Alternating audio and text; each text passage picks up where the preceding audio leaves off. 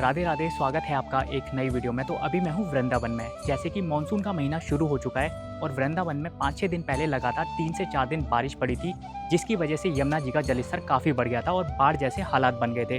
तो आज के समय वृंदावन के क्या अपडेट हैं, आज की वीडियो में बताने वाला हूँ और ये भी बताने वाला हूँ कि आपको वृंदावन इस समय आना चाहिए या नहीं। तो अभी मैं वृंदावन के मदन मोहन मंदिर पे हूँ। सामने आप दर्शन कर सकते हो, ये मदन मोहन जी का प्राचीन मंदिर है और यहीं से मैं आपको दिखाऊं, सामने यमुना जी दिख रही है। तो यमुना जी का जलस्तर काफ़ी बढ़ गया है। मैं आपको भी केसी घाट पे लेके चलूंगा और वहाँ से दिखाऊंगा। तो अभी आप मदन मोहन मंदिर के दर्शन कर सकते हो और मंदिर अभी बंद है क्योंकि मंदिर 4:30 बजे खुलेगा। तो आप मानसिक रूप से यहाँ के दर्शन कर सकते हो। बोलिए मदन मोहन लाल की जय। तो चलिए अभी हम चलते हैं केसी घाट पे और वहाँ चल के दिखाते हैं कि बाढ़ का कैसा माहौल है। बारिश तो 2-3 दिन लगातार पड़ी थी, लेकिन उसके बाद भी गर्मी काफ़ी ज़्यादा बढ़ चुकी है। मदन मोहन मंदिर के ऊपर से मैं आपको वृंदावन के परिक्रमा मार्ग के नज़ारे दिखाता हूँ। ये है वृंदावन का परिक्रमा मार्ग, एकदम खाली पड़ा है क्योंकि गर्मी काफ़ी ज़्यादा है। और पिछले साल जब बारिश शुरू हुई थी, तो जब बाढ़ आ गई थी वृंदावन में, तो बिल्कुल यहाँ मदन मोहन मंदिर तक पानी आ गया था और उस समय ये पूरा सब कुछ यहाँ से डूब चुका था। उस समय ये पूरा रास्ता बंद कर दिया गया था। लोग यहाँ पे बोटों के द्वारा आ रहे थे और ये मदन मोहन मंदिर आधा डूब चुका था। अभी हम केसी घाट पे जा रहे हैं और यहाँ से हम पैदल ही आगे जाएंगे। और साइड में आप देख सकते हो यमुना जी का जलस्तर काफ़ी बढ़ गया है। पहले यहाँ पे नए घाटों का काम चल रहा था, लेकिन आप जहाँ तक देखोगे पानी पानी दिखेगा और जो नए घाट का काम चल रहा था वो सभी यमुना जी के पानी के जलस्तर के नीचे चला गया है और काम यहाँ पे बंद हो गया है। जब आप वृंदावन की परिक्रमा लगाते हो तो इसी मार्ग से आगे बढ़ते हो और अभी कुछ समय बाद यमुना जी का जलस्तर काफ़ी बढ़ जाएगा, तो ये वाला मार्ग बंद हो जाएगा और यमुना जी का जल बिल्कुल ऊपर तक आ जाता है। तो बोटिंग तो वैसे अभी हो रही है, सामने कुछ भक्त पानी में भी बोटिंग कर रहे हैं। पहले यहाँ से पानी काफ़ी दूर था और अभी जो है बिल्कुल केसी घाट के पास आ गया है। तो अभी आप केसी घाट के दर्शन कर सकते हो और केसी घाट पे ऐसे छोटे छोटे कई घाट बने हुए हैं जहाँ पे शाम के समय यमुना आरती होती है। सामने तक देखोगे आप केसी घाट पे ऐसी छतरियाँ बनी हुई हैं। केसी घाट से आप देख सकते हो यमुना जी का नज़ारा। यहाँ पे कोई भी बाढ़ नहीं आई है, लेकिन यमुना जी का जल स्तर है वो काफ़ी बढ़ गया है और धीरे धीरे ये कम होता जा रहा है। पहले यहाँ पे नए घाटों का निर्माण कार्य चल रहा था, तो यमुना जी पहले आगे तक थी क्योंकि यहाँ पे पानी को ब्लॉक किया गया था।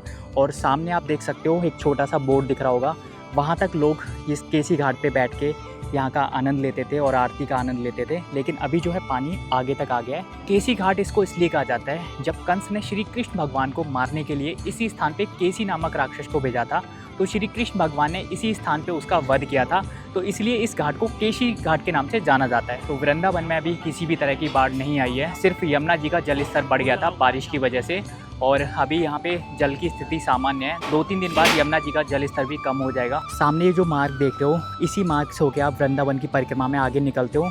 लेकिन जब यमुना नदी का जलस्तर काफ़ी बढ़ जाता है तो ये वाला मार्ग बंद हो जाता है और आपको चीर घाट से होके परिक्रमा में आगे जाना पड़ता है। तो वहाँ होके मैं आपको लेके चलूँगा और दर्शन कराऊंगा। तो यहाँ से आप पूरे यमुना जी का नज़ारा देख सकते हो, बिल्कुल सामान्य है, किसी भी तरह की यहाँ पे कोई भी बाढ़ नहीं आई है और लोग यहीं पे यमुना जी का आनंद ले रहे हैं केसी घाट पे बैठ के। काफ़ी लोग स्नान भी कर रहे हैं, दीपदान भी कर रहे हैं, तो एकदम नॉर्मल है। और केसी घाट पे ही आपको यमुना महारानी जी के एक मंदिर के दर्शन हो जाते हैं। मंदिर अभी बंद है, शाम को 4:30 बजे खुलेगा और ऊपर आप देखोगे उसी चित्र के दर्शन होते हैं जब श्री कृष्ण भगवान ने इसी स्थान पर केसी राक्षस का वध किया था। तो चलिए नीचे चलते हैं और आपको यमुना जी के जल का आचमन कराता हूँ। बोलिए यमुना महारानी जी की जय। तो आप सभी लोग मानसिक रूप से यमुना जी के जल का आचमन कर सकते हो।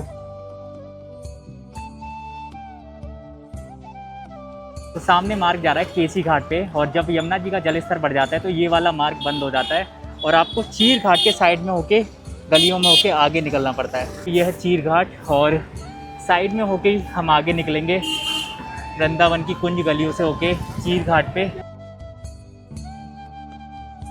ये आपको निधि वन के दर्शन होते हैं, ये निधि वन का निकास द्वार है। तो अभी हम पहुंच गए हैं श्री राधा रमण मंदिर। तो अभी आप राधा रमण मंदिर के दर्शन कर सकते हो। मंदिर के पट अभी बंद हैं, शाम को 6 बजे करीब खुलते हैं, तो भक्त अभी इंतज़ार कर रहे हैं मंदिर खुलने का। तो गलियों में होके हम आ गए हैं केसी घाट पे। सामने से रास्ता है केसी घाट पे जाने के लिए। केसी घाट से अभी हम आगे आ गए हैं वृंदावन के परिक्रमा मार्ग में और साइड में ही आपको दर्शन होते हैं श्री जगन्नाथ जी मंदिर के और यहाँ पे उन्हीं विग्रह के दर्शन होते हैं जो जगन्नाथपुरी में होते हैं, तो यहाँ के दर्शन भी आप ज़रूर करना। वृंदावन के परिक्रमा मार्ग में ही पड़ता है तटीय स्थान, ये काफ़ी प्राचीन स्थान है, तो यहाँ के दर्शन तो आपको अवश्य करने चाहिए। तो परिक्रमा मार्ग में ही पड़ता है बाबा नीव करोड़ी जी का आश्रम। यहाँ पे उनकी समाधि स्थल है। तो चलिए आपको बाबा नीव करोड़ी जी के समाधि स्थल के दर्शन कराता हूँ। तो प्रवेश करते ही सबसे पहले आपको यहाँ पे हनुमान जी के मंदिर के दर्शन होते हैं। तो यहाँ से बाबा का समाधि स्थल शुरू होता है। प्रवेश करते ही सबसे ऊपर आप देखोगे बाबा का यहाँ पे फ़ोटो लगा हुआ है और पूरे आश्रम में बाबा के ऐसे ही चारों तरफ यहाँ पे फ़ोटो लगे हुए हैं। आश्रम काफ़ी बड़ा है और यहाँ पे काफ़ी सारे रूम्स बने हैं। तो अगर आपको बाबा के आश्रम में आना है और यहाँ पे रुकना है तो आप रुक सकते हो, क्योंकि यहाँ पे काफ़ी सारे रूम बने हुए हैं और बिल्कुल सामने ही आपको बाबबाबा के समाधि स्थल के दर्शन हो जाते हैं। तो अभी प्रसाद भी मिल गया है हमें बाबा के आश्रम में आते ही। बिल्कुल सामने ही आपको बाबा के समाधि स्थल के दर्शन होते हैं।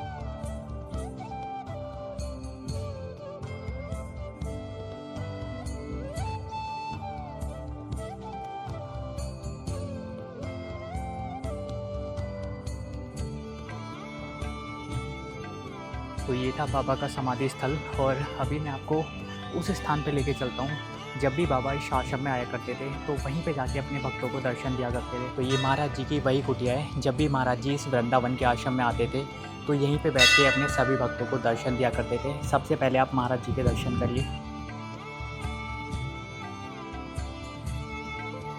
और बिल्कुल साइड में ही वही रूम है जहाँ पे महाराज जी सभी भक्तों को बैठ के दर्शन दिया करते थे।